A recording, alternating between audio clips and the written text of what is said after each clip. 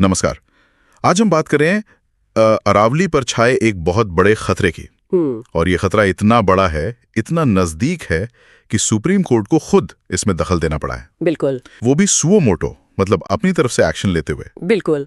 ऐसा क्या हो रहा है दुनिया की सबसे पुरानी पर्वत श्रृंखलाओं में से एक के साथ कि देश की सबसे बड़ी अदालत को इमरजेंसी ब्रेक लगाना पड़ा? चलिए इस केस को खोलते हैं और इसकी तह तक चलते हैं। बिल्कुल। और ये जो सुओ मोटो शब्द है ना, यहीं से इस मामले की गंभीरता का अंदाजा लग जाता है। सही। ये कोई आम पब्लिक इंटरेस्ट लिटिगेशन या किसी की अपील पर हुई सुनवाई नहीं है। इसका मतलब है सुप्रीम कोर्ट ने खबरों को देखकर, हालात को देखकर कहा नहीं, अब हमें दखल देना ही होगा।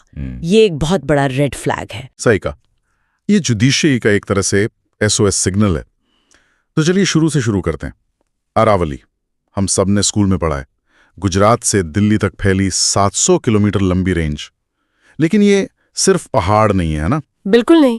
इसे ऐसे समझिए कि ये उत्तर भारत के लिए एक मल्टीपर्पज डिफेंस सिस्टम है। अच्छा। हाँ, ये थार रेगिस्तान को आगे बढ़ने से रोकने वाली एक दीवार है। ये दिल्ली NCR के फेफड़े हैं जो प्रदूषण सोखते हैं। और ये एक विशाल स्पंज है जो बारिश के पानी को सोखकर ग्राउंड वाटर को रिचार्ज करता है। ये सिर्फ पत्थर और मिट्टी का ढेर नहीं, एक जीता जागता इकोसिस्टम है। तो फिर इस जीते जागते इकोसिस्टम पर खतरा कहां से आया? इस पूरे विवाद की जड़ क्या है? इसकी जड़ एक बहुत ही कह सकते हैं साधारण से दिखने वाले नियम में छिपी है। सरकार की एक नई परिभाषा, जिसे सुप्रीम कोर्ट ने भी मान लिया है, वो ये कहती है कि सिर्फ 100 मीटर से ऊंचे पहाड़ों को ही अरावली का हिस्सा माना जाएगा।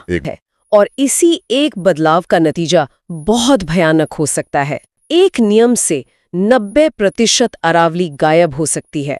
90%? ये नंबर तो चौंकाने वाला है। गायब होने से उनका मतलब क्या है? मतलब बुलडोजर आकर उन्हें गिरा देंगे? बुलडोजर तो बाद में आएंगे, पहले वो कानूनी नजर से गायब होंगे। अच्छा। गायब होने का मतलब है कि उन पर से अरावली होने का जो कानूनी सुरक्षा कवच है वो हट जाएगा। और जैसे ही वो कवच हटेगा, वो जमीन, खनन, रियल एस्टेट और दूसरे कंस्ट्रक्शन प्रोजेक्ट्स के लिए खुल जाएगी। अरावली का मतलब सिर्फ ऊंची चोटियां नहीं है। इसमें छोटी छोटी पहाड़ियां, उन पर लगे जंगल, जानवरों के आने जाने के रास्ते, जिन्हें लेपर्ड कॉरिडोर कहा जाता है, और गांवों की जमीनें भी तो होती हैं। हाँ, गांव की साझा जमीनें यानी विलेज कॉमन्स भी शामिल हैं। ये सब मिलकर एक ताना बाना बनाते हैं। ये नई परिभाषा उस पूरे ताने बाने को ही उधेड़ रही है। आप सिर्फ धागे की सबसे मजबूत लड़ी को बचाकर पूरे कपड़े को नहीं बचा सकते। ओके, तो ये तो हुआ कानूनी दांवपेच। लेकिन मैं सोच रही हूँ कि इसका असर मुझ जैसे आम इंसान पर क्या पड़ेगा जो दिल्ली NCR में रहता है। मेरे लिए, हमारे परिवार के लिए इसका क्या मतलब है? दिल्ली तो पहले से ही गैस चेंबर बनी रहती है सर्दियों में। इसका असर बहुत सीधा और बहुत डरावना है। हम और पेड़ लगा सकते हैं। सरकार हमेशा प्लांटेशन ड्राइव की बात करती है। यहीं पर हम सबसे बड़ी गलती करते हैं। कोई भी वृक्षारोपण या प्लांटेशन ड्राइव अरावली की जगह नहीं ले सकता। आप 1000 साल पुराने प्राकृतिक इकोसिस्टम की नकल एक पार्क बनाकर नहीं कर सकते हैं। अरावली सिर्फ धूल नहीं रोकती, इसकी चट्टानें, इसकी मिट्टी, इसके पेड़ पौधे, ये सब मिलकर हवा में मौजूद जहरीले कणों को, हेवी मेटल्स को सोखते हैं। ये एक विशाल नेचुरल एयर प्यूरिफायर है। तो ये सिर्फ धूल की आंधी रोकने वाली दीवार नहीं है, ये दिल्ली के लंग्स का एक हिस्सा है। बिल्कुल। और हम उस लंग्स को धीरे धीरे हटा रहे हैं। अगर ये पहाड़ियां खत्म हुई तो राजस्थान से आने वाली धूल सीधे हमारे घरों में होगी। प्रदूषण को सोखने वाला फिल्टर हट जाएगा। तो फिर तो इसका नतीजा ये होगा कि दिल्ली NCR में प्रदूषण का स्तर वो खतरनाक लेवल पार कर जाएगा जिसकी हम अभी कल्पना भी नहीं कर सकते। और इसका सबसे बुरा असर पड़ेगा बच्चों और बुजुर्गों पर, जिनका इम्यून सिस्टम कमजोर होता है। ये दिल्ली के लिए अपने आखिरी कवच को तोड़ने जैसा है। ये वाकई डरावना है। तो जब मामला इतना गंभीर है तो क्या सरकार की तरफ से कुछ नहीं किया जा रहा? क्या कोई जवाबी कार्रवाई हुई है? हाँ, कुछ कदम उठाए गए हैं। पर्यावरण मंत्रालय ने दिल्ली से गुजरात तक पूरे अरावली क्षेत्र में किसी भी नए माइनिंग लीज यानी खनन के पट्टे पर रोक लगा दी है। अच्छा, ये तो अच्छी खबर है। ये एक अच्छा कदम है, इसमें कोई शक नहीं। लेकिन इसमें एक लेकिन जरूर होगा। बिल्कुल बिल्कुल। लेकिन ये है कि ये रोक नए पट्टों पर है।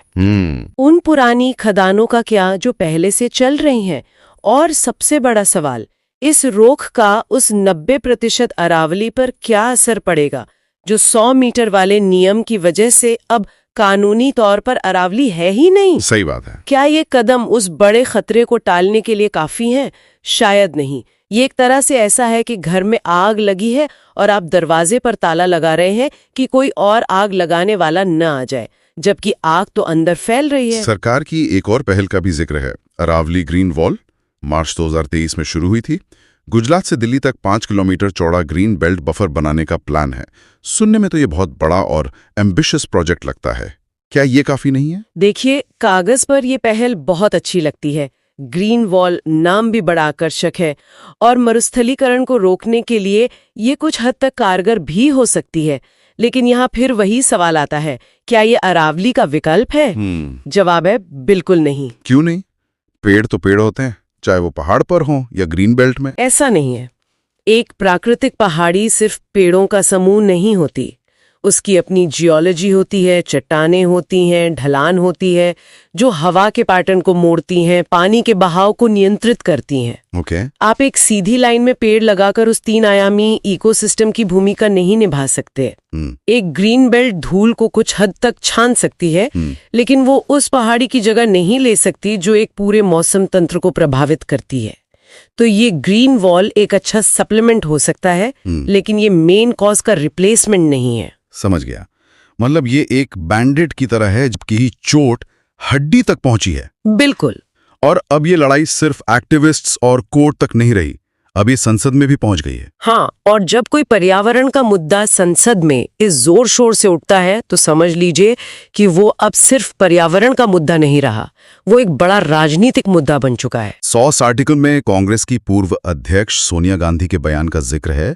उन्होंने इसे अरावली के डेथ वारंट पर दस्तखत करने जैसा बताया है और फॉरेस्ट कंजर्वेशन एक्ट में हुए संशोधनों को वापस लेने की मांग की है। ये बहुत मजबूत भाषा है, डेथ वारंट। और विपक्ष का जो आरोप है कि सरकार नियमों को बुलडोज कर रही है, ये दिखाता है कि राजनीतिक तापमान कितना ज्यादा है। ये अब सिर्फ पॉलिसी पर बहस नहीं है, ये सरकार की नीयत पर सवाल उठाने जैसा है। वही दूसरी तरफ प्रियंका गांधी वाड्रा का बयान है कि पर्यावरण के मुद्दे राजनीतिक नहीं होते हैं। ये एक दिलचस्प विरोधाभास है। एक तरफ पार्टी इसे जोर शोर से उठा रही है, दूसरी तरफ ये कहा जा रहा है कि इसे राजनीति से ऊपर रखा जाए। और शायद दोनों बातें अपनी अपनी जगह सही है। कैसे? पर्यावरण का असर किसी एक पार्टी के वोटर पर नहीं, सब पर पड़ता है ना? हवा खराब होगी तो वो बीजेपी, कांग्रेस या किसी और पार्टी के समर्थक में भेद नहीं करेगी। सही। इस लिहाज से इसे राजनीति से ऊपर होना चाहिए। लेकिन जब इसे बचाने के फैसले लेने की बात आती है कि विकास को प्राथमिकता दें या पर्यावरण को, फैक्ट्री लगे या जंगल बचे, तो वो एक राजनीतिक फैसला बन जाता है। उसे राजनीति से अलग करना लगभग नामुमकिन है। तो कुल मिलाकर आज की हमारी बातचीत का सार यही निकल रहा है कि 100 मीटर की एक मामूली सी दिखने वाली परिभाषा ने कैसे अरावली के अस्तित्व पर ही एक बड़ा सवालिया निशान लगा दिया है।